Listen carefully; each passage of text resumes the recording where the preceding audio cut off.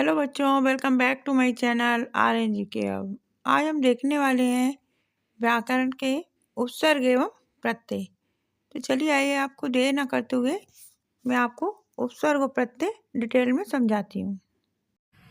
Hello बच्चों, कैसे आप सभी। होप करती हूँ सभी बहुत अच्छे होंगे। मैं इस वीडियो में आप लोग के लिए लेकर आई हूँ उपसर्ग और प्रत्यय और उनके उदाहरण। ठीक है, तो देख लेते हैं कि ये होते क्या हैं और इनके कुछ उदाहरण भी देख लेंगे। और मैं आपको ये भी बता दूंगी कि किस तरीके से आप पहचान पाएंगे कि किस शब्द में कौन क्या लगा है, उपसर्ग लगा है, प्रत्यय लगा है, और लगा भी है तो क्या, मतलब कौन सा लगा है उपसर्ग और प्रत्यय।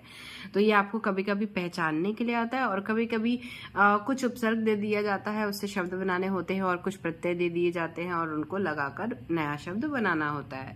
तो इस तरीके से आपको उपसर्ग और प्रत्यय से रिलेटेड क्वेश्चन आता है। और उसका ये नहीं, कभी बहुत रेयर ही ये पूछता है कि उसकी परिभाषा दो, कभी कभी पूछ भी देता है कि उसकी परिभाषा क्या होती है, उदाहरण सहित बताओ। तो उसमें भी आप ही लिख सकते हैं। तो मतलब पहले देख लेते हैं कि उपसर्ग उपसर्ग क्या होता है। तो जैसा कि नाम से हमको पता चल रहा है, उपसर्ग। ठीक है, उप मतलब पहले, ठीक है, पहले उपसर्ग, पहले जब लगता है तो वो उपसर्ग होता है, और जब बाद में लगता है तो वो प्रत्यय होता है। ठीक है, क्या होता है? प्रत्यय। तो इस तरीके से उपसर्ग मतलब पहले, ठीक है, और प्रत्यय मतलब पीछे, आगे और पीछे। ही देखो, उपसर्ग मतलब क्या हो गया? पहले लगेगा। तो उपसर्ग पहले जो भी होता है, उपसर्ग दो शब्दों का, तो वो पहले लगता है। किसी भी शब्द के दो अक्षरों का होता है, वो पहले लगता है।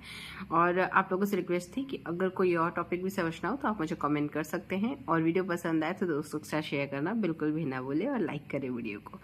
तो उपसर्ग शब्द के प्रारंभ में जुड़कर उसके अर्थ में परिवर्तन कर देते हैं। क्या करते हैं उपसर्ग? उपसर्ग वो शब्द होते हैं जो एक उपसर्ग छोटा सा शब्द होता है, मतलब दो अक्षर का, प्रति, अधि, ये क्या है? हमारा उपसर्ग है। ये क्या होता है? ये जो शब्द होते हैं, ये अगले शब्द, मतलब ये दिन, ठीक है, तो दिन के पहले लग गया प्रति, तो प्रतिदिन हो गया। तो दिन का अपना एक अलग मतलब होता है और प्रति का अपना एक अलग मतलब होता है। मतलब इसमें कोई भी ऐसे शब्द नहीं होंगे जिनका कोई मतलब ना हो, उनका भी एक मीनिंग होता है अपना एक अलग से। ऐसा नहीं कह सकते कि अगर प्रति को हटा दिया जाए तो इसकी कोई मीनिंग नहीं होगी। ऐसे जगह पे प्रत्यय उपसर्ग नहीं, मतलब अगर ऐसा लगा हुआ है और आपको पूछे कि उपसर्ग बताओ, तो अगर उसमें उन दोनों को अलग करके देखिएगा कि दोनों का अलग अलग मतलब हो रहा है या नहीं हो रहा है, तब तो पता चलेगा कि वहां पे उपसर्ग लगा है। ठीक है, तो उपसर्ग शब्द के प्रारंभ में जुड़कर उसके अर्थ में परिवर्तन कर देते हैं। तो पहले दिन का मतलब था दिन, और प्रति जो उसके साथ जुड़ गया और प्रतिदिन हो गया, मतलब हर दिन। ठीक है, ऐसे ही प्रति क्षण हो गया। ठीक है, पहले तो क्षण मतलब एक क्षण बोलते हैं ना, 1 सेकेंड वगैरह, तो प्रति क्षण, ठीक है, तो हर एक क्षण उसका मतलब। तो इस तरीके से ये होता है।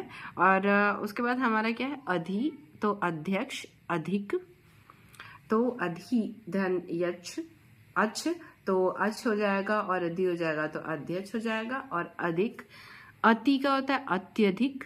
ठीक है, ऐसा कोई जरूरी नहीं है कि ये जो पूरा है ये पूरा उठ के अलग से लगे। ठीक है, तो जब दो शब्द जुड़ते हैं तो अलग मीनिंग, अलग अर्थ देते हैं। ठीक है, तो यहाँ पे अति धन अधिक अत्यधिक। ठीक है, अगर इन दोनों का विच्छेद करते हैं हम, तो अति ये और धन अधिक हो जाएगा। तो अति धन अधिक अत्यधिक, अतिरेक, नी का निबंध, और निष्कर्ष, सुविधा और सुविचार। वैसे ही वी का विशेष, विरोध, समर्पण, सम्मिलित, अनु का होगा अनुकरण और अनुग्रह। ऐसे ही अप का होगा अपमान, अपकर्ष, सह का होगा सहयोग और सहित।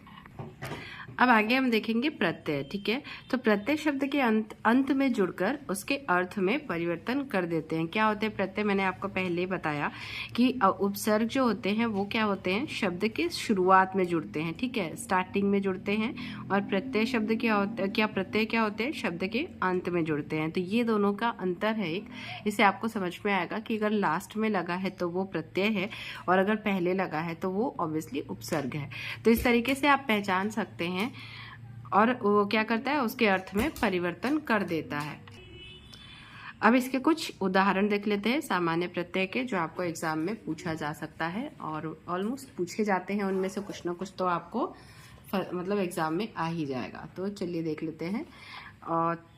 ता क्या है, एक प्रत्यय है जो जैसे सुंदर के आगे अगर ता लग गया तो ये सुंदरता हो गया। तो ये पीछे साइड लगा हुआ है ता, तो ये पीछे अलग से मिलके इसके साथ और इसके शब्द का अर्थ बदल दे रहा है। ठीक है, तो पहले सिर्फ सुंदर है और उसमें ता जुड़ गया तो सुंदरता हो गया। ठीक है, तो किसी चीज की सुंदरता, इस तरीके से उसका मीनिंग हो गया, तो अलग हो गया। वैसे ही मित्रता, मतलब आप किसी भी शब्द के पीछे लगा के देखेंगे कि जिसके साथ और मतलब उसका मीनिंग बदल रहा हो और उसको अलग करने पे भी उसका एक अपना अलग मतलब हो शब्द का।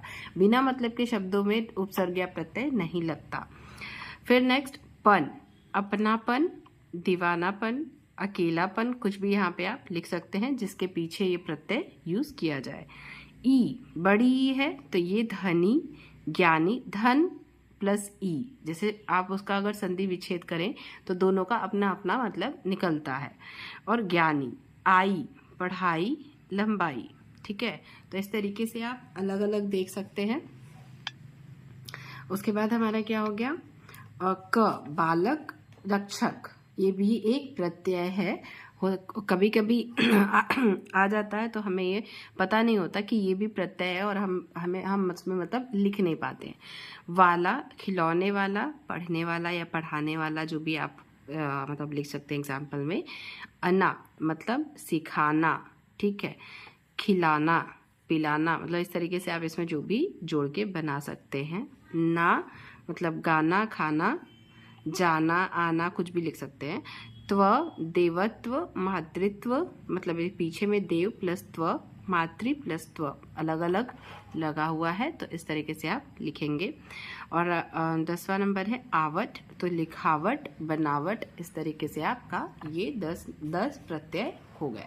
तो आपको इस वीडियो में मैंने 10 उपसर्ग और 10 प्रत्यय बताया है एग्जाम्पल में। जैसा कि मुझे आपने कमेंट किया था कि कुछ उदाहरण जो एग्ज़ाम में पूछे जाते हों, तो इस तरीके के उदाहरण मैंने इसमें लिए हैं जो आपके एग्ज़ाम पॉइंट ऑफ व्यू से भी काफ़ी ज़्यादा इम्पॉर्टेंट है। तो ये सारे आप एक बार देख लेंगे तो आपको हेल्प हो जाएगी। और इसके अलावा भी अगर आपको दूसरा भी, क्योंकि बहुत सारे उपसर्ग होते हैं और बहुत सारे प्रत्यय होते हैं, सिर्फ ये तो सिर्फ 10 है, इसके अलावा बहुत सारे होते हैं जो हमें पता भी नहीं होते और जब आ जाते हैं तो हम पहचान नहीं पाते हैं। तो इसके लिए आपको और ज़्यादा से ज़्यादा उपसर्ग प्रत्यय देखना पड़ेगा, आपकी बुक में प्रैक्टिस करनी पड़ेगी, जो कि दिया रहता है हर आपके चैप्टर के पीछे में दिया रहेगा कि इस चैप्टर में इतने उपसर्ग यूज हुए हैं, इतने प्रत्यय यूज हुए।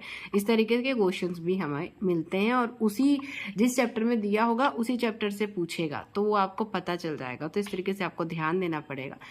तो चलिए इसी के साथ, अगर आप लोगों को वीडियो समझ में आई हो, मतलब ये समझ में आया हो, वीडियो पसंद आई हो तो वीडियो को लाइक कीजिएगा, दोस्तों के साथ शेयर कीजिएगा। चैनल पर नए हैं सो प्लीज़ चैनल को सब्सक्राइब कर लीजिएगा। Thank you, thanks for watching.